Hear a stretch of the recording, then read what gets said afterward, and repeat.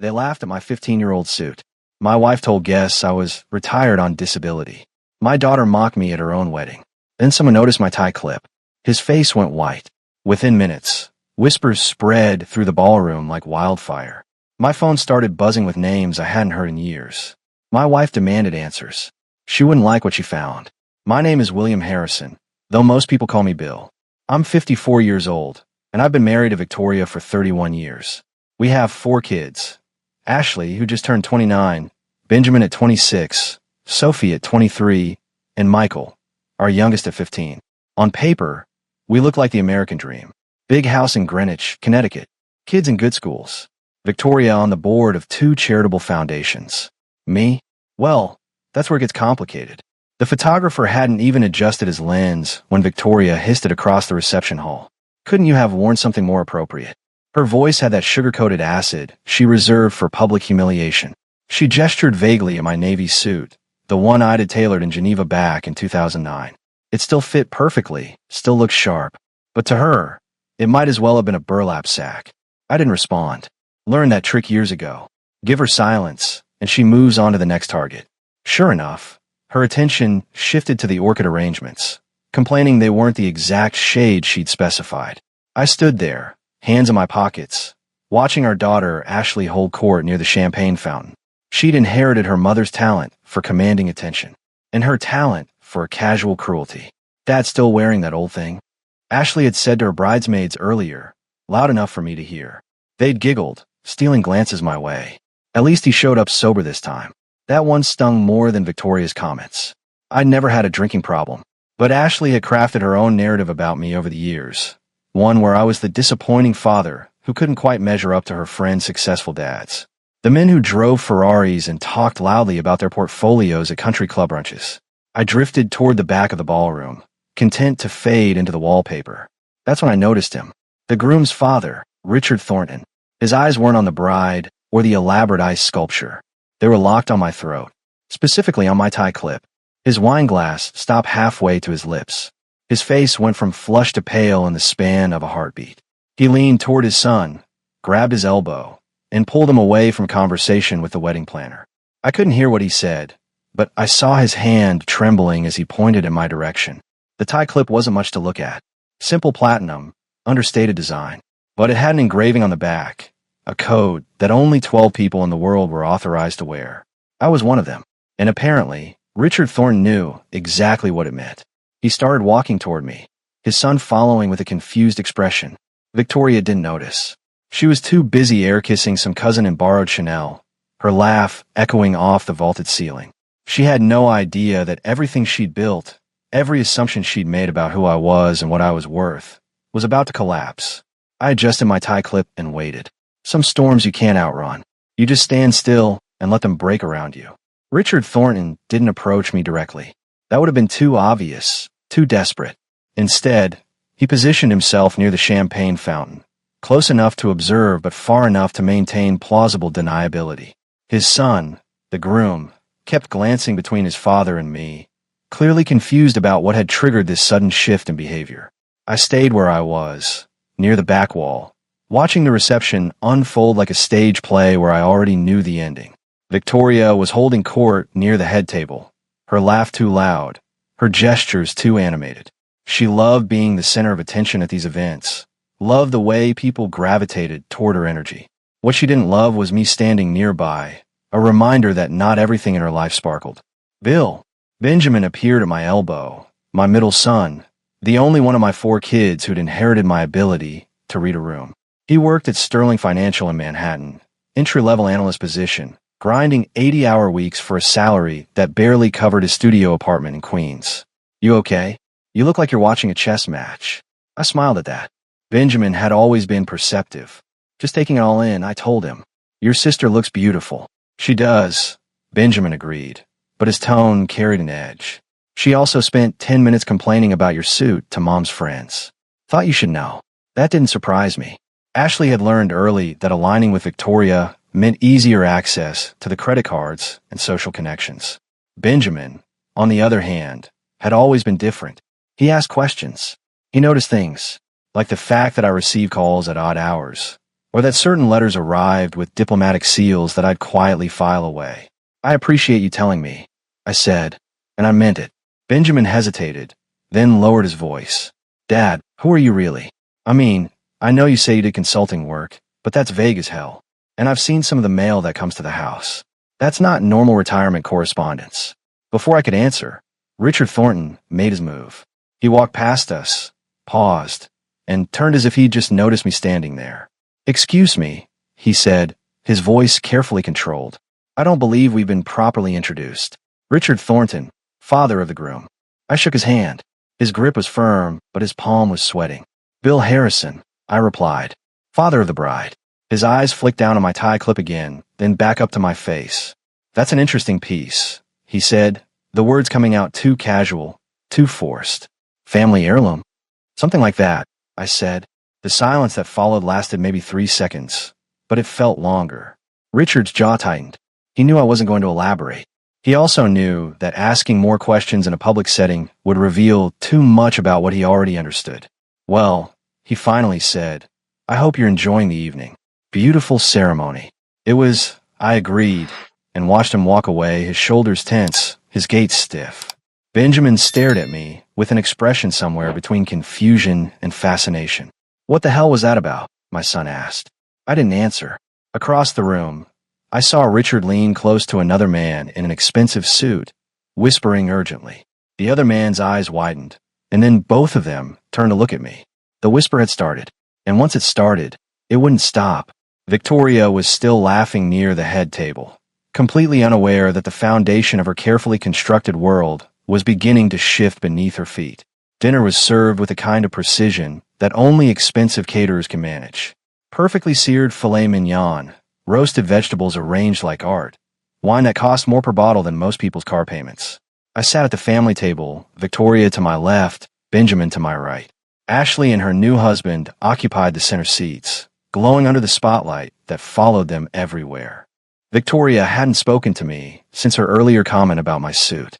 She was too busy networking, leaning across the table to compliment the mother of the groom on her Valentino dress. Sophie, my youngest daughter, sat 3 seats down, barely acknowledging my presence. She brought her boyfriend, some senator's son from Virginia, who kept checking his phone under the table. Michael, my 15-year-old, was at the kids' table in the back, probably wishing he was anywhere else. The clinking of a glass brought the room to attention. Richard Thornton stood, microphone in hand, his expression carefully composed. The father of the groom's speech, a tradition as old as weddings themselves. I expected the usual platitudes about love and family and new beginnings. What I got was something else entirely. Before I say anything else, Richard began, his voice steady but his knuckles white around the microphone. I want to thank everyone for being here today. This is a celebration of family. And sometimes, we're lucky enough to marry into families that remind us what true excellence looks like. The room murmured politely. Victoria straightened in her chair, no doubt assuming he was about to praise Ashley. But Richard's eyes weren't on the bride. They were on me. I once had the privilege, he continued, turning his body slightly in my direction, of witnessing a man take a situation that seemed impossible and turn it into a triumph. My firm was on the brink of collapse in 2011. We'd over-leveraged on European bonds, and the Greek debt crisis was about to bury us. Our board was in panic mode, and then someone made a single phone call. My jaw tightened. Benjamin shifted beside me, his attention laser-focused on Richard's words. Across the table, Victoria's smile had frozen, her champagne glass suspended halfway to her lips. That phone call, Richard said, his voice gaining strength, led to a meeting in Zurich. And at that meeting, a consultant whose name I was told not to repeat gave us a strategy that saved not just my firm, but 3 others in our portfolio. He didn't ask for recognition. He didn't ask for payment beyond his standard fee. He simply did the work and disappeared. The room had gone completely silent. Even the waitstaff had stopped moving. Richard raised his glass, and the gesture felt like a verdict being handed down. I didn't know he was here tonight until I saw his tie clip, but I'm grateful he is.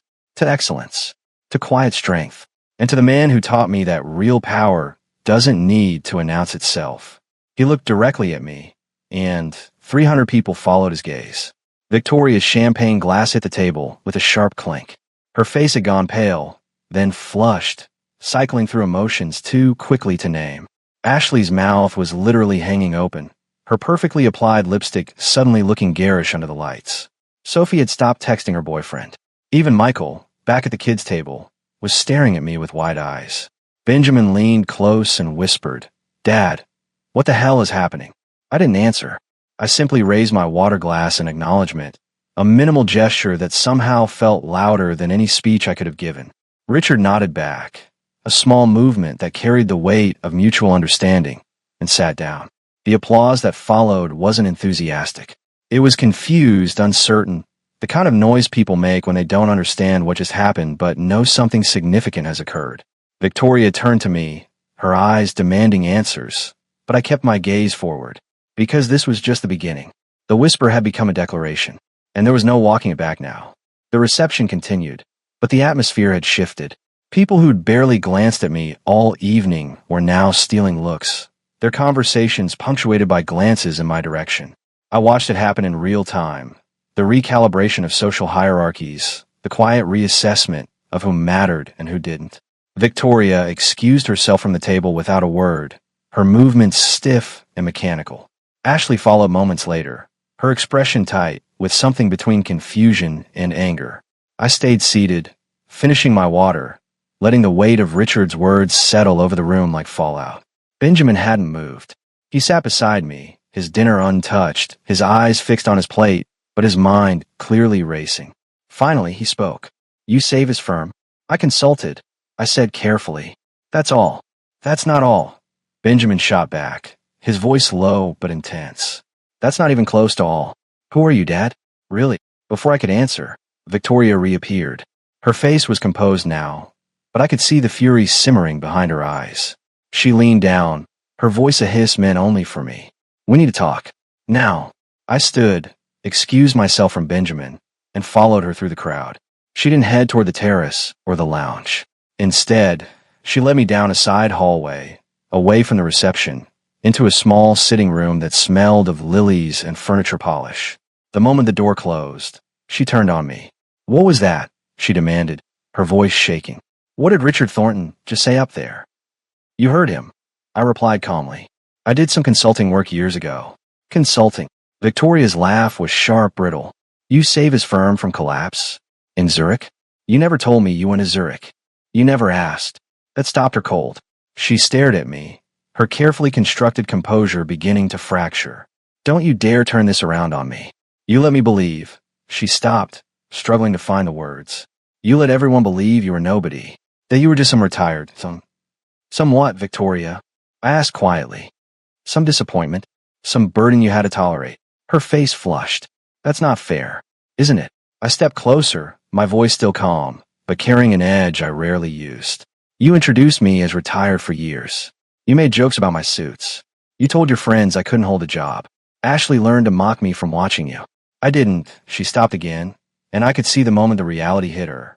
All those casual dismissals, those little cuts, they'd accumulated into something she couldn't deny. "Give me your phone," she said suddenly. I raised an eyebrow. "Excuse me? Your phone?" Her voice was rising, desperation creeping in. "Give it to me right now. I want to see who you've been talking to. What you've been hiding." I pulled my phone from my jacket pocket and unlocked it, handed it to her without hesitation. Her hands shook as she grabbed it, her fingers flying across the screen. She went straight to my email, scrolling frantically, and then she stopped. Her face went white. Actually white, like someone had drained the blood from her body. Her breathing became shallow, rapid. "Why?" Her voice came out as barely a whisper. "Why is the Federal Reserve Chairman emailing you? About a meeting next week?" I didn't answer immediately. Let her process it. Let her understand the magnitude of what she'd missed. What she dismissed. "What aren't you telling me?" She practically shouted it, her composure completely shattered. "What the hell is going on, Bill?" I took the phone back gently. "I told you years ago I did consulting work. I told you I traveled for negotiations. I told you I advised on financial matters. You just never cared enough to ask for details. This isn't details." She gestured wildly at the phone. This is who I've always been," I said quietly. "You just preferred the version of me you created in your head, the one you could control, the one who made you feel superior." Victoria's face crumpled, but not with sadness. With rage. "How dare you?" "I'm going back to the reception," I interrupted. You can join me when you've composed yourself. I walked out, leaving her standing there, my phone still clutched in her trembling hands. Behind me, I heard her sob, a sound somewhere between fury and devastation. But I didn't look back. I found Benjamin on the terrace, away from the noise and spectacle of the reception. He was leaning against the railing, staring out at the manicured gardens below, his bow tie loosened and his jacket draped over one arm. When he heard my footsteps, he didn't turn around. Is Mom okay? He asked, his voice flat. She will be, I said, come and stand beside him. Eventually, Benjamin laughed bitterly. That's not exactly reassuring, Dad. He finally looked at me, his expression caught somewhere between admiration and resentment. You saved Richard Thornton's firm in 2011. You work with the Federal Reserve. Well, don't I know? Quite a bit, I admitted. There was no point in softening it now. The dam had broken. But some of it you'll find out soon enough. What does that mean? I pulled an envelope from my inside jacket pocket. I've been carrying it for 3 years, waiting for the right moment. Or maybe the inevitable moment. This is for you, I said, handing it to him. Benjamin took it carefully, like it might explode. He opened it slowly, pulling out the single page inside. His eyes scanned the text once, then again, his expression shifting from confusion to disbelief. This is... His voice failed him. He had to clear his throat and try again. This is a trust fund document, with my name on it. Keep reading, I said quietly. He did, and I watched the exact moment the number registered. His hand started shaking. $50 million, he whispered. You set up a trust fund for me worth $50 million. 15 years ago, I confirmed. When you were 11, there's one for each of you. Ashley, Sophie, Michael. Same amount, same conditions. Benjamin's legs seemed to give out. He sat down hard on one of the terrace chairs, still clutching the document. Conditions. You get access when you turn 30, I explained, or when you figure out who I really am before that. Whichever comes first. The trust specifies that the beneficiary must demonstrate knowledge of my actual career and contributions, not the sanitized version your mother created. Ashley's 29, Benjamin said slowly, processing. She turns 30 next year. February, I confirmed. She would have gotten access automatically. But now, I gestured vaguely toward the reception hall, where the fallout was still unfolding. Now she knows, which means the condition is met early. Benjamin looked up at me, his eyes wet. Why didn't you tell us? Why did you let us think that I was nobody? I finished. Because I want to see who you'd become without my influence. Without my name opening doors or closing them. I wanted you to build your own foundation. And Benjamin's voice was challenging now. What did you learn? I sat down beside him. I learned that you're the only one who ever defended me. The only one who asked questions instead of accepting your mother's narrative. The only one who looked at me and saw potential instead of disappointment. Benjamin's face crumbled. He put his head in his hands, and his shoulders shook with silent sobs. I put my hand on his back, and we sat there in silence while he processed what this meant. Not just the money, though that was staggering, but the validation. The proof that I'd been watching, that I'd seen him when he thought nobody had. What about Ashley and Sophie? He finally asked, wiping his eyes with the back of his hand. Are you telling them to? Eventually, I said, but they need to understand what they lost first. What they threw away by choosing cruelty over curiosity. Benjamin nodded slowly. And Michael? Michael gets his chance, I said. He's 15. He has time to decide what kind of man he wants to be. Tonight might be the moment that shapes that decision. We sat in silence for a while longer. Inside, I could hear music starting up again, the DJ trying to salvage the reception's energy.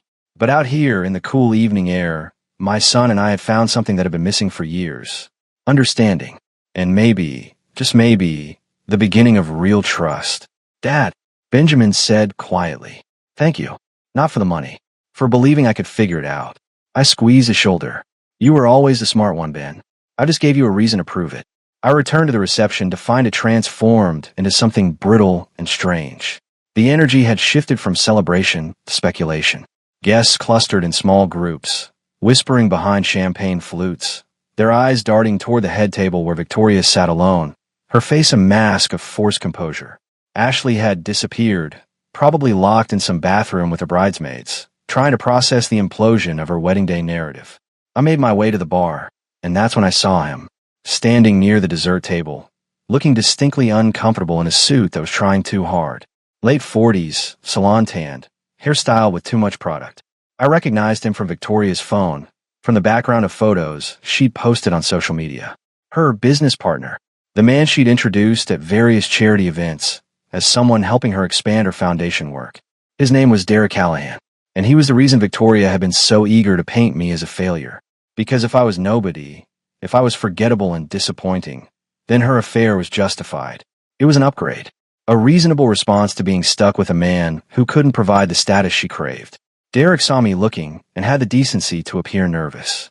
He set down his cake plate and started moving toward the exit, but I intercepted him smoothly, blocking his path with nothing more threatening than my presence. "Mr. Callahan," I said pleasantly. "Enjoying the wedding?" He swallowed hard. "Mr. Harrison, yes, it's lovely. Beautiful ceremony." "It was," I agreed, "though I imagine you're finding the reception a bit awkward." His face flushed. "I'm not sure what you mean." "Of course you don't," I said, my voice never losing its pleasant tone. "Tell me, how long have you been sleeping with my wife?" 2 years. 3. Derek's face went from flushed to pale. He glanced around frantically, checking if anyone was close enough to hear. "I don't know what Victoria told you, but—" "Victoria didn't tell me anything," I interrupted smoothly. "She didn't have to. I've known for 3 years. Since the weekend she claimed to be at that conference in Miami, but was actually at your condo in Fort Lauderdale." His mouth opened and closed like a fish. "If you knew, why didn't you? Why didn't I confront her?" I finished. Because I was curious to see how far she'd go, what story she'd create to justify it. And she didn't disappoint. She painted me as disabled, as retired, as useless. She made herself a martyr, staying with a man who couldn't provide. And you ate it up, didn't you? Derek said nothing. His silence was confirmation enough. "Here's what's going to happen," I continued, my voice still calm, still pleasant. "You're going to leave this reception. Tonight. Right now. You're going to drive back to whatever hole you crawled out of, and you're going to cease all contact with Victoria. No calls, no texts, no accidental meetings at charity brunches." "You can't," Derek started, but I held up a hand. "I absolutely can," I said. "Because here's what you don't know, Mr. Callahan. That foundation Victoria works for, the one she's so proud of being on the board of, it's funded through a network of holding companies. And those holding companies trace back to a trust one established 20 years ago." The color drained from his face completely now.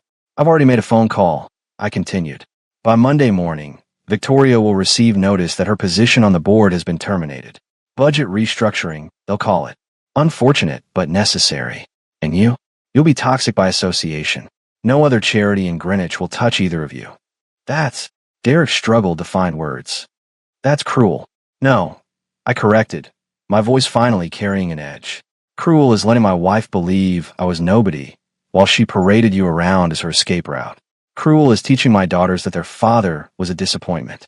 Cruel is the empire of small humiliations she built over 15 years. This," I gestured vaguely between us, "this is just consequences."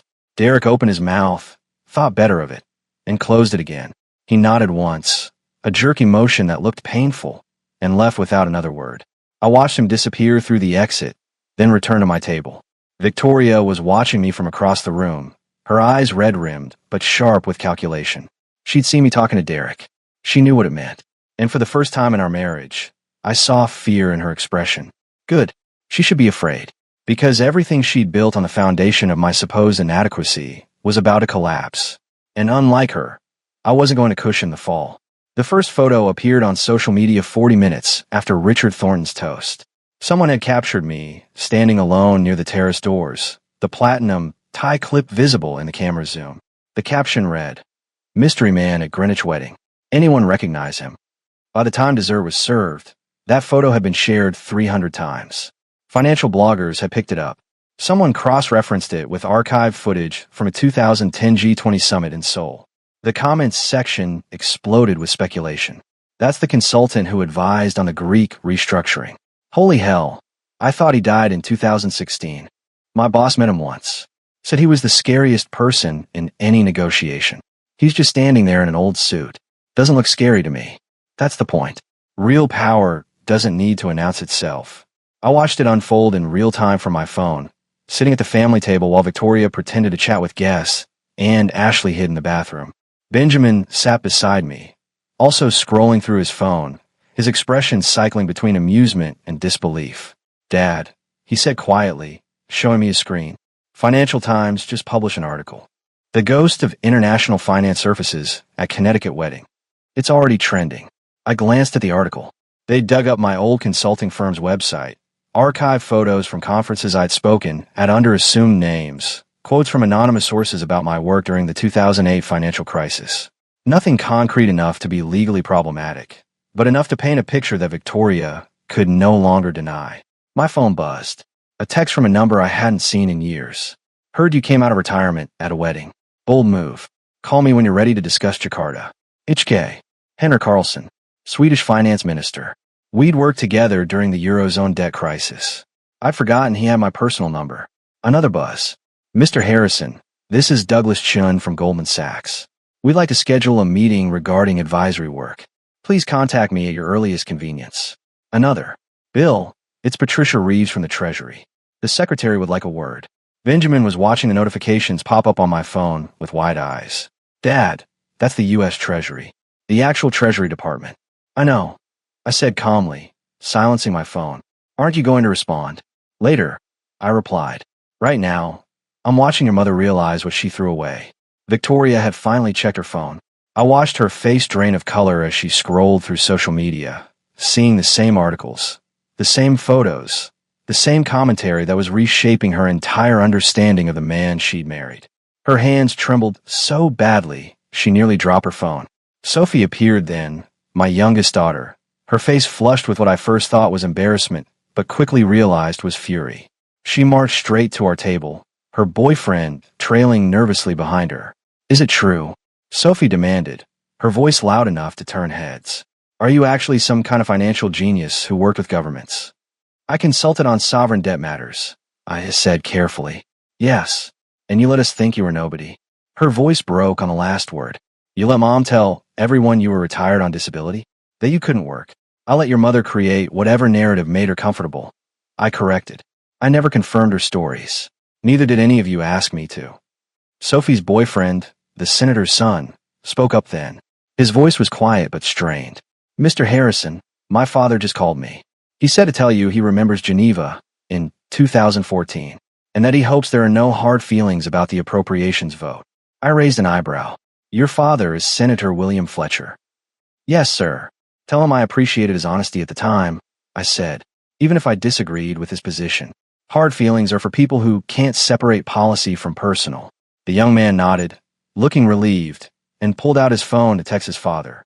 Sophie stared at me like I'd grown a second head. "Geneva," she whispered. "You were in Geneva advising senators." "Among other people," I confirmed. Michael appeared then, my 15-year-old son, his face red and blotchy like he'd been crying. He walked straight to me and wrapped his arms around my shoulders from behind, pressing his face against my back. "I'm sorry, Dad," he said, his voice muffled. "I'm so sorry I said I was embarrassed by you. I didn't know. I didn't understand." I reached back and squeezed his arm. "You're 15, Michael. You're supposed to be embarrassed by your parents. That's the job description." "But I was mean about it," he insisted, pulling away to face me. "I told kids at school you were a loser, that you couldn't hold a job. I believed Mom when she said." He stopped, unable to finish. "Your mother believed what she needed to believe," I said gently. "And you trusted her. That's not a crime, son. It's loyalty. Misplaced, maybe, but loyalty nonetheless." Michael nodded, wiping his eyes. Benjamin put an arm around his younger brother's shoulders, and they stood together, the three of us forming a small island of understanding in the chaos of the reception. Across the room, Victoria was on her phone now, frantically calling someone. Probably Derek, though she'd find that line disconnected soon enough. Ashley had emerged from the bathroom, her makeup repaired, but her eyes hollow. She caught my gaze and looked away quickly, shame written across her features. The viral truth had spread faster than wildfire, and there was no containing it now. The call came at 7 the next morning. I was sitting in my home office, coffee in hand, reviewing emails from contacts I hadn't heard from in years. Victoria was still asleep, or pretending to be. Benjamin had spent the night in his old room, unwilling to leave given the circumstances. "Mr. Harrison?" The voice was professional but tight with urgency. "This is Agent Melissa Torres with the FBI. We need you to come to your son Michael's school immediately. There's been a situation." My blood went cold. What kind of situation? A credible threat, sir. We believe someone attempted to abduct your son this morning on his way to class. School security intervened. Michael is safe, but we need to speak with you. I was out the door in under 3 minutes. Benjamin insisted on coming with me. We drove to Whitmore Academy in silence, my knuckles white on the steering wheel. The school's parking lot was filled with police vehicles and 2 black SUVs that screamed federal agents. Agent Torres met us at the entrance. She was maybe 40, with sharp eyes and a no-nonsense demeanor. Mr. Harrison, your son is unharmed. He's with our counselor right now, but he's been asking for you. What happened? My voice was steady, but my hands were clenched in a fist. 2 men approached Michael near the north entrance around 6:45 this morning. She explained as we walked through the hallways. They claimed to be friends of yours, said you'd sent them to pick him up. Michael didn't recognize them and tried to walk away. They grabbed his arm. That's when school security intervened and called us. Who were they? Benjamin asked. We're working on identification, Torres said. But based on preliminary investigation, we believe this was a targeted attempt. Someone found out about your father's resurfacing, let's call it, and thought they could use Michael as leverage. We reached the counselor's office. Michael sat on a couch, looking small and frightened, a blanket wrapped around his shoulders despite the warm morning. When he saw me, he stood up and crossed the room in 3 steps, burying his face in my chest. Dad, he said, his voice muffled. They said they knew you. They said you'd want me to go with them. I held him tight, fury burning through my veins like acid. You did exactly right, son. Never go with anyone unless you hear it directly from me, not even if they claim to know me. Agent Torres waited until Michael had calmed down before continuing. Mr. Harrison, we need to discuss security measures. Given your profile and the attention from yesterday's wedding, we're recommending immediate protective detail for all family members. I'll handle it, I said. Sir, with all respect, this requires professional. I said I'll handle it. I repeated, my tone leaving no room for argument. I pulled out my phone and dialed a number I'd kept for emergencies. It rang twice before a familiar voice answered. Stone Security Solutions. Marcus, it's Bill Harrison. I need a team. Priority Alpha. There was a pause. Bill. Jesus. I heard you were dead. How many people? 5. Wife for kids. Full detail. 24/7. Start immediately. Cost is. I don't care about cost. I interrupted. I need the best. Send Cameron's team. Cameron himself? Yes. Done. They'll be there in 4 hours. Bill, what the hell happened? I'll explain later. Just get them here. I hung up and looked at Agent Torres. Cameron Stone runs a private security firm that protects heads of state and billionaires. His team will be here by noon. They'll coordinate with your people. Torres looked impressed despite herself. That's not a cheap solution. My son's life isn't negotiable, I said flatly. Benjamin was on his own phone now, texting rapidly. Dad, I'm telling Sophie and Ashley to stay put wherever they are. Not to go anywhere alone. Good, I approved. Victoria too. Whether she wants it or not. Michael looked up at me, his eyes red. Dad, is this because of what happened at the wedding? Because people found out about you? Yes, I said honestly. There was no point in lying. Some people think they can use you to get to me. They're wrong. But we're going to make sure you're protected until they understand that. I'm scared, Michael admitted. That's smart, I told him. Fear keeps you alert. But you're not alone. You've got me, Benjamin, and in a few hours, you'll have Cameron's team. They're former Navy SEALs and Secret Service. Nobody's getting near you again. Michael nodded, some of the tension leaving his shoulders. Agent Torres handed me her card. We'll want to interview you about anyone who might have a grudge or motive. Given your history, it's a long list, I said grimly. I'll have my assistant compile it and send it over. You have an assistant. I'm coming out of retirement, I said. Apparently, I don't have a choice anymore. Victoria filed for divorce 3 weeks after Ashley's wedding. Her lawyer, not Derek Callahan, delivered the papers to my office with trembling hands. I signed them without reading the terms, then handed them back with a single addition, a counter-proposal that outlined exactly what she'd be walking away with. Nothing. The prenuptial agreement we'd signed 31 years ago was ironclad. I'd written it myself, with language that would make a Supreme Court justice weep with admiration. Every asset, every account, every property was held in trust she had no claim to. The house in Greenwich, mine, purchased through a shell corporation 15 years before we moved in. Her foundation position, gone as I promised.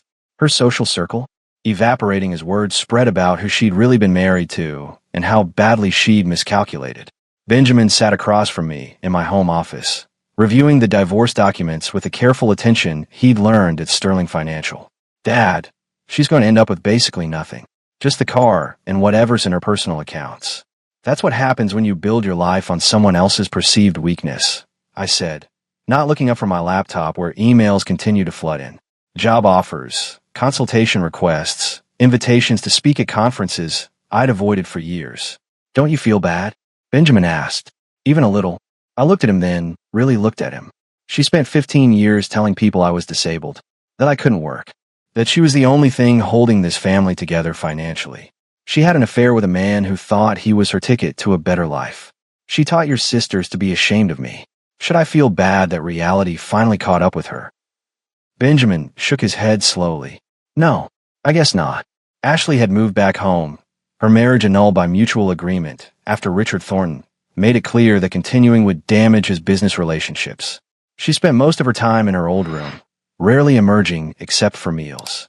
The trust fund documents sat unsigned on her desk. She hadn't earned them yet, and I wasn't going to push. Sophie had broken up with the senator's son the week after the wedding. He'd wanted to maintain the relationship, especially after his father pulled him aside and explained exactly who I was. But Sophie couldn't handle the cognitive dissonance of respecting me, now after years of contempt. She'd gone back to Harvard Law early, throwing herself into her studies with an intensity that worried me. Michael had become a different person. He wore his security detail like a badge of honor at school, and his grades had improved dramatically. He'd started asking me questions about my work, real questions, thoughtful ones. Last week, he'd asked if he could shadow me during a conference call with a Malaysian finance ministry. I'd said yes. "What happens now?" Benjamin asked, bringing me back to the present. "Now I go back to work," I said simply. "Real work. The kind I'm good at. The kind that matters. And Mom, your mother will figure out her own path," I said. "She's resourceful when she wants to be. She just chose to direct that resourcefulness toward maintaining a fantasy instead of understanding reality." Benjamin stood, preparing to leave, then paused at the door. "For what it's worth, Dad, I'm proud of you. Not for the money or the influence or any of that. I'm proud that you never let her break you. That you stayed who you were even when everyone told you that you were nobody." I felt something tighten in my chest. "Thank you, Ben. That means more than you know." After he left, I returned to my emails. There was one from Richard Thornton, thanking me again for my presence at the wedding and asking if I consider joining his advisory board. Another from Henrik Carlson, confirming our meeting in Geneva next month. A third from Cameron, updating me on Michael's security detail and recommending we maintain protection for at least another 6 months. And at the bottom, one for Victoria's lawyer. A single line. "Client wishes to withdraw divorce petition and discuss reconciliation." I deleted it without responding. Some bridges, once burned, aren't worth rebuilding, especially when they were built on quicksand to begin with. 8 months later, I stood in my new office in Manhattan, 30 floors above the city, watching the sun set over the Hudson River. The nameplate on my desk read, "William Harrison, Senior Advisor, Global Financial Strategy." Simple, accurate, no embellishment needed. Benjamin had joined my firm 3 months ago, bringing with him a sharp analytical mind and a work ethic that impressed even the most senior partners. He'd proven himself worthy of the trust fund, not through birth, but through merit. The $50 million sat in his account now, untouched. He didn't need it. He was making his own way. Michael had started a new school, one with better security and a more rigorous academic program. His bodyguards had become mentors, teaching him discipline and awareness. Last month, he'd told me he wanted to study international relations. "Like you, Dad," he'd said, "but maybe with less secrecy." I'd laughed at that. Less secrecy is definitely healthier. Ashley had finally emerged from her depression. She'd gotten a job at a nonprofit, real work for modest pay, learning what it meant to build something on her own foundation rather than borrowed status. The trust fund documents remained unsigned on her desk. She'd told me she wanted to earn them properly, not through birthright, but through understanding. I'd respected that. Sophie had transferred from Harvard to Georgetown, closer to the political world she wanted to understand. She called me once a week now, asking questions about policy and strategy. The conversations were still awkward, still weighted with unspoken apologies, but they were happening. That was progress. Victoria had moved to her sister's house in California. We spoke once, briefly, to finalize the divorce. She'd asked if I hated her.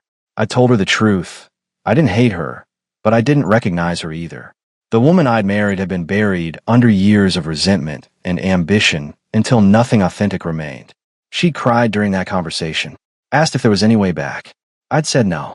Some endings are final, not because of cruelty, but because the foundation was flawed from the beginning. My phone buzzed.